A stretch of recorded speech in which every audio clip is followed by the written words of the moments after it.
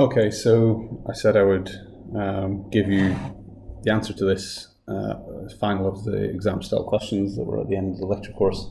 So in this one, I do ask you for the Woodward-Hoffmann rule. So I say at the beginning, state the Woodward-Hoffmann rule for thermal paracyclic reactions. And I say by treating the below as an electrocyclic ring closure, use that rule to predict which product is favored. Okay, so I guess, well, do the easy part first by stating the Woodward-Hoffmann rule. So, to get the marks in this question, there might be 1 or 2 marks for just writing down the rule. So the rule is that a ground state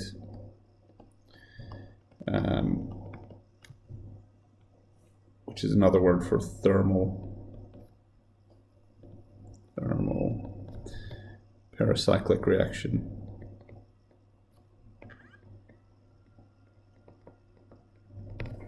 is symmetry allowed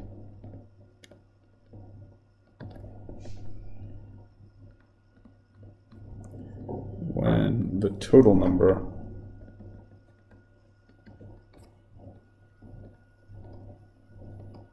of 4Q plus 2S and 4RA components is odd. Well, should know that off by heart by now. So we're then told we need to treat this reaction as an electrocyclic ring closure. Well, we can think about the curly arrows there. If you look up at compound 7, so what's going on here is that pi bond, if we want to draw curly arrows, that pi bond's attacking, actually, let's do it the other way, just to agree with the products I've drawn. Let's draw that pi bond attacking there, and that pushing up to there. Right, if you follow those curly arrows, that will give you the 2 products, 8 and 9, and all that we have to do is work out the stereochemistry. So to do that, we're told we have to use the Woodward-Hoffmann rules. So we need to draw the system.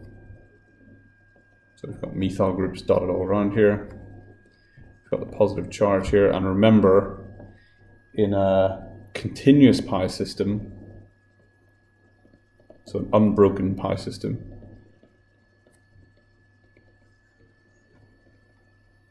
we treat that as a single component.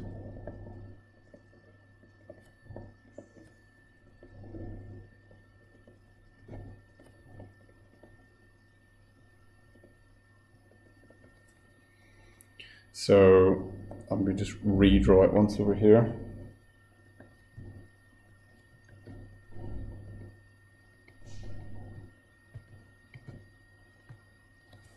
So our pi system extends from that carbon atom across to that carbon atom, and we're going to assign it as pi 4 because it has 4 electrons in it from each of the 2 double bonds. We then have to decide how we join this up that would comply with the Woodward-Hoffmann rules. Now we know there's only one component in the electrocyclic reaction.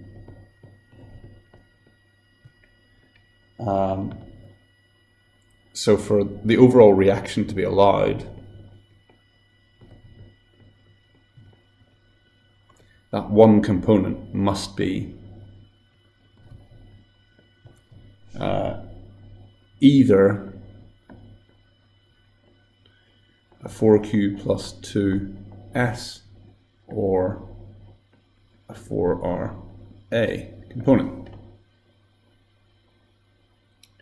And, well, we already know it's only got 4 electrons in it, so it must be a 4RA. So we're going to have to make this a pi 4A component, which means antirafacial, which means the interaction at one end is on one side, and at the other end is on the other side. All right, so this is pi 4A. And if you follow that reaction as it proceeds, that will be a conrotatory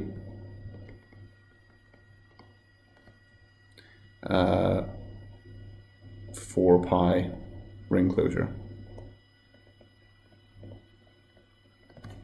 As I've drawn it, both terminal methyl groups will rotate in a sort of clockwise fashion. And so in this orientation that I've drawn, the methyl group on the left will end up pointing upwards, and the methyl group on the right will end up pointing downwards. And we've still got our double bond back there and our positive charge there. And so the product will be compound A.